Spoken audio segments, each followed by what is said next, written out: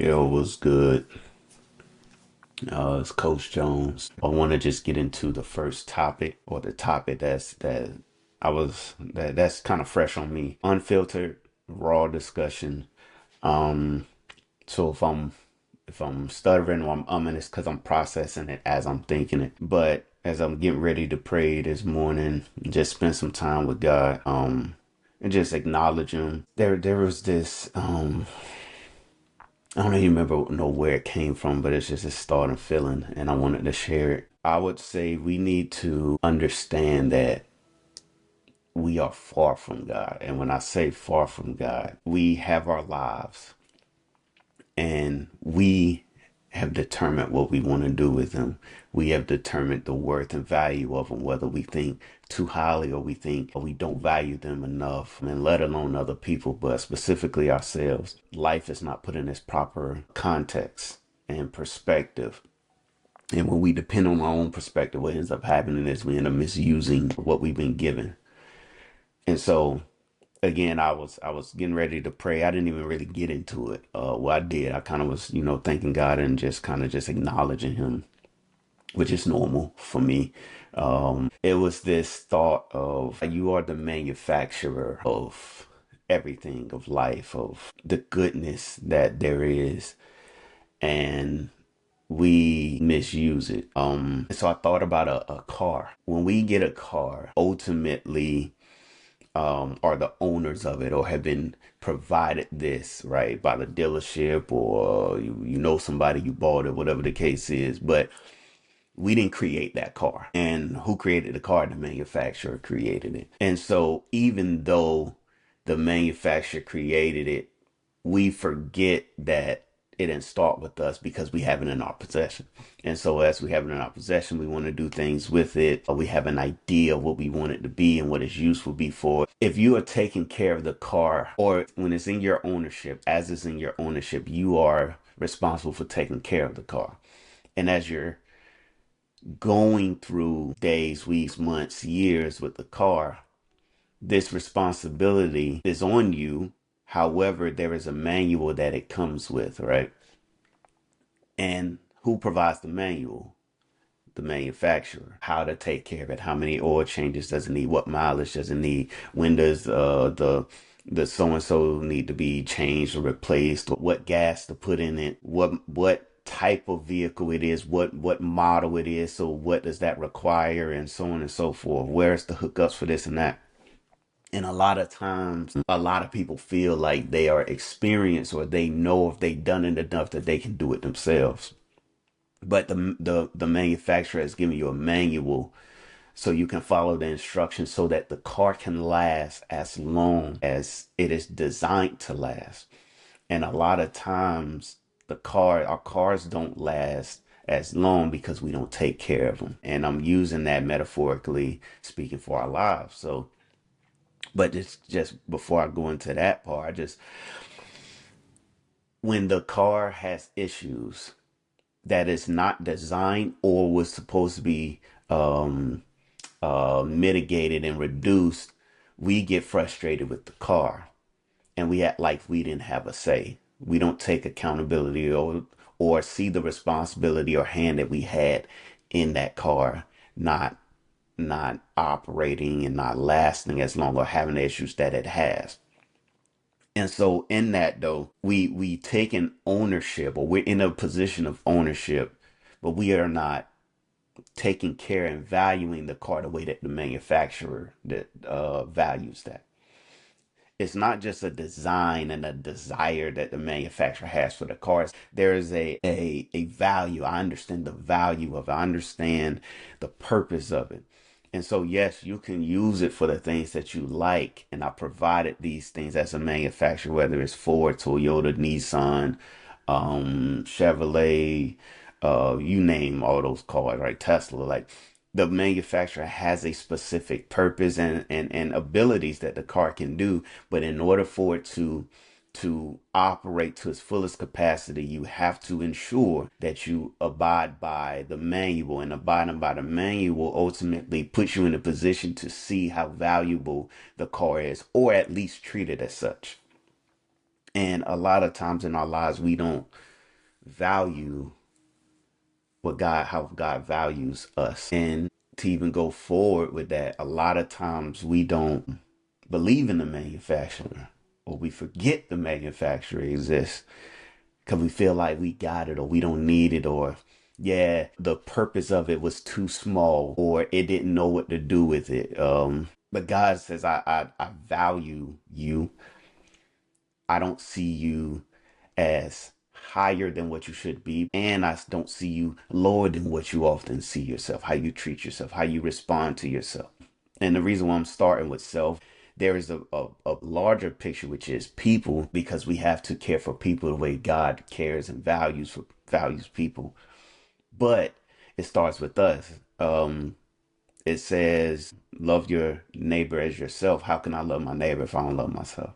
How can I ultimately value my neighbor or people if I don't value myself? How can I value another vehicle on the road if I don't value my own vehicle? And so as I'm thinking about it, right, there's a lot of things we need to do. We need to understand that we are not the beginning and the end of our vehicles. We didn't create our vehicles, and therefore, even though we have ownership and we must take ownership and responsibility, there is a responsibility that comes in it by looking at how does the person who created this, what did they value it, how did they see it, and how did they take care of it? What did they say? What were the instructions given? What were How did they see it? The time and effort that it took to create this thing. I know we don't do the job we're supposed to do, and that's in all facets. Um, that is spiritually, obviously. That is physical, obviously. That is mentally, emotionally, um, and going back physically. That also includes health, right? Um, Socially, there's all that financially. And so a lot of people, I was talking to a coworker yesterday, and I said, I don't believe people believe in God as much as people in the past, because they don't take the time to know God or understand God or be in the presence of God. Or it is because of, we feel like we got our vehicles, so to speak, to go back to the analogy and metaphor or parable, however you want to use it. Um, we get our vehicles and we've been so far removed that we feel like we got it. Or this is happening, so I'm going to make the decisions. Cool. Maybe I went according to the manual and then something happened that I didn't foresee happening. And so now I'm like, forget the manual. I'm going to throw it away and I'm going to figure it out myself. And then we teach these principles. We teach this mindset of, you don't need to worry about the manufacturer, you don't need to worry about the manual, you don't need to abide by these things, you don't need to worry about these things. You are the author of your book, you are the creator of your own vehicle, but you didn't create it. You're just merely abiding and writing in it if it's a book, or you're riding in it if it's a car. You're ultimately, what I'm saying is, you are living the life that you've been given.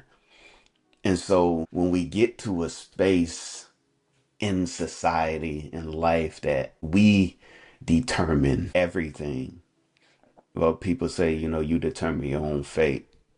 Okay, to an extent. And I'm not here to debate, philosophy and none of that. But you have a hand in your experience. But you don't determine every experience. And if you can't determine every experience, that means you're not in control of everything. And if you're not in control of everything, that means that there is something or someone who you must, if you want to live as best as possible, because not everybody's going to live the same way and have the same experiences. Not everybody's going to be rich. Not everybody's going to be famous. Not everybody's going to be great at the same thing.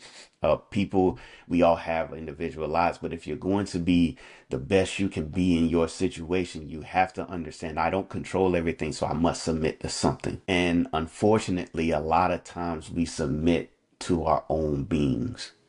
We submit to our own experiences. We submit to what we feel. And the closer that I am getting with God, because I'm not perfect. I'm still learning, right? As a coaches always learn. As I do these videos, I'm not speaking from a place of, oh, I know and I got it down. I'm figuring it out. However, with that being said, we feel like we got it. And that is the place we don't want to be, because when you feel like you got it, ultimately, there is nothing that can show you different. There is nothing that can show you something better, or that can help provide something that can start redirecting and correcting what you've messed up. And I'll give this one example. I've been a husband for almost 18 years. I've been a father for 22 years, with 3 children. And every week, if not every day or every other day, I'm learning something about them. But in learning about them, I'm learning about me. I'm learning what I'm good at. I'm also learning what my struggles are. And as I go deeper, I'm understanding where the struggles are coming from.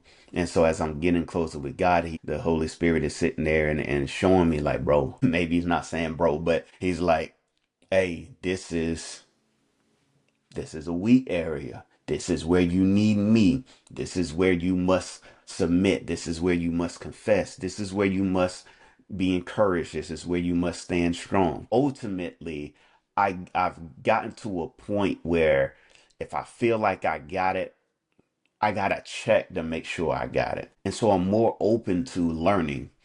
Don't mean it doesn't suck, because sometimes it does.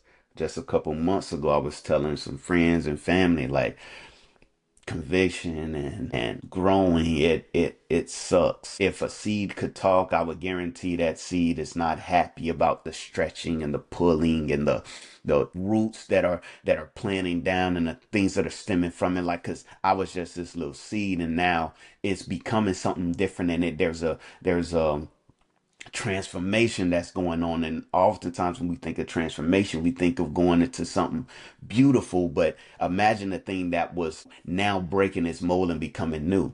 It's not comfortable. And so as you dive into it and you lean into it, as you see the value in it and you see the purpose in it, don't mean you always understand it, but as you see the purpose in it, it's like, I need to learn. I need to grow. And ultimately, I got to go back to the manufacturer. I need God to show me, how do I look at things? How do I respond to things? How do I think about things? Yes, I have to read my Bible. Yes, I have to pray. Yes, I have to do all these things. All of that is pointing to a relationship with him. All of that is a submission to him, because as the manufacturer, he's doing all that to say, I want that relationship with you, because ultimately the car was invented for the people. Our lives were invented for us to live. And what was the purpose of us being created? Is to be in relationship with him. And so while cars aren't meant to go back to the manufacturer, so to speak, in real life, God has given us this life and he has a purpose in it so that we can live out the purpose he's given us. So ultimately we're returning to him. But in that, we have this ownership, we have this responsibility, and the car can last as long as possible. So for people out there who, any of you out here who are struggling with just life. I know it's the new year and people do resolutions and all that. But in this time, if in this moment, as you listen to me, or if you're thinking about anything, whether it's your physical health, eating right, exercising, just being more conscious about your body, right? If it's mentally, if it's the stress load, if it's overthinking, like I struggle with that, if it's dealing with trauma from the past, if it's socially, if it's dang, I'm constantly being inundated with information, right? Whether it's social media, whether it's just people that it's like that they don't bring, anytime I'm around them, it's too much negativity, right? Or maybe I want to go a different way, but I feel like that crowd or group is holding me back. If it's spiritually, it's like I used to believe, but now I don't because of my experience, because of people, because of so on and so forth. If it's I've never believed, but I don't understand why. I just know that I have a question of why would God do this? If you do believe and you just are stunning in your faith or in your walk, we have to understand that we didn't manufacture life, so we have to submit our lives to the manufacturer. And God ultimately is calling us to turn to Him, turn away from sin. Anything that separates from Him, separates us from Him, is sin. And so to turn from sin, and it's not just turning from sin, it's turning to Him. Let me show you that. It cool. Yeah, we can do the spiritual, right? Definitely. But also, how do you take care of your body? Why do I want you to take care of your body? I don't want you to die young. I don't want you to go through all this. Why do I don't want you stressed out mentally. I don't want you emotionally from one extreme to the next. I don't want you, as the manufacturer goddess, I don't want you in this place. But you keep putting yourself in this place because you don't see things how I see it. You don't value yourself how I value you. And if you don't value yourself, you can't value others. And then this world is a life full of people. So yeah, we have to return to the manufacturer, and the leadership nugget I'll leave you with is understand that as leaders, we are leaders of our lives. Even if you feel like I'm not a leader, you are at the very least a leader of yourself, of your lives. But every leader must follow, and they must follow the path that was given to them and then grow in that path. So know that you're not the manufacturer, and that's okay. There should be a burden that falls off by knowing that it's not all on us if we do it the right way. We need to connect back to God as the manufacturer and let Him direct our path. The path, sometimes you walk, sometimes you run, sometimes you crawl, and sometimes you wait. So anyways, man, this is Coach Jones. I appreciate y'all listening. There will be more videos, but until next time, lead up.